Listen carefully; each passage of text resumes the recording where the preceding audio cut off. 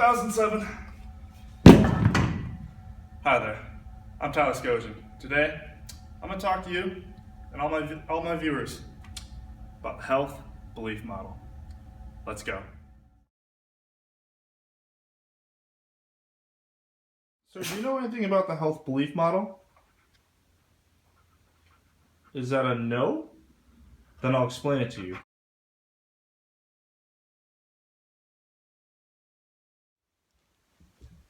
Howdy there. Let's talk about the history of the health belief model and what the health belief model actually does. The health belief model can trace its roots back to the field theory by Kurt Lewin in 1952.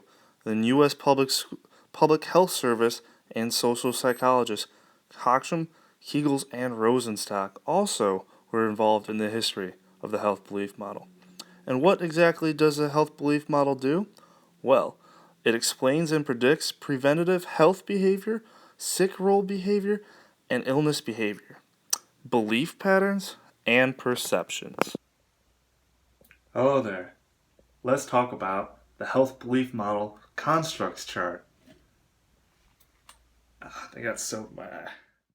The different terms that are involved in the health belief model constructs chart are as follows: perceived susceptibility, perceived benefits, perceived barriers, perceived seriousness, modifying variables, cues to action, and self-efficacy.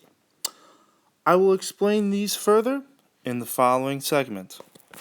Thank you. Hello. Let's take a few moments to talk about the different concepts of the health belief model, and I'll go over many different concepts in detail. Hello. Let's talk about the main concepts that are part of the health belief model. The first one of these concepts is perceived susceptibility, and that is the beliefs about the chances of getting conditioned. The second concept in the health belief model is perceived severity, and that is the beliefs about the seriousness of a condition and its consequences. And to continue, we will talk about perceived benefits. That is the belief about the effectiveness of taking action to reduce risk or seriousness. And then there is perceived barriers, and that is the beliefs about the material and psychological costs of taking action. And then we'll go on to the cues of action, and those are the factors that activate readiness to change.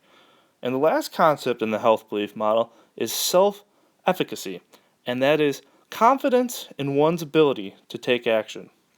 And all these concepts can be modified by demographic, socio-psychological, and structural variables. Thank you. Well, that's a little bright. Let's talk about an example of the health belief model. This example is about a Hispanic woman and is taken from the health belief model PowerPoint that we had in class. The perceived susceptibility of this example is belief in screening is unnecessary. They consider screening as low priority and do not see cells at risk. And the perceived barriers are fear of cancer, embarrassment, and limited English ability.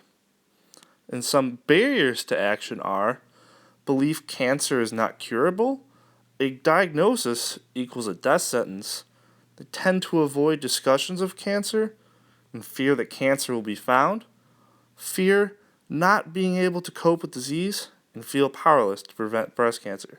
And some cues to action are lay health workers, Hispanic women, written materials in Spanish, media, churches, and physician recommendations.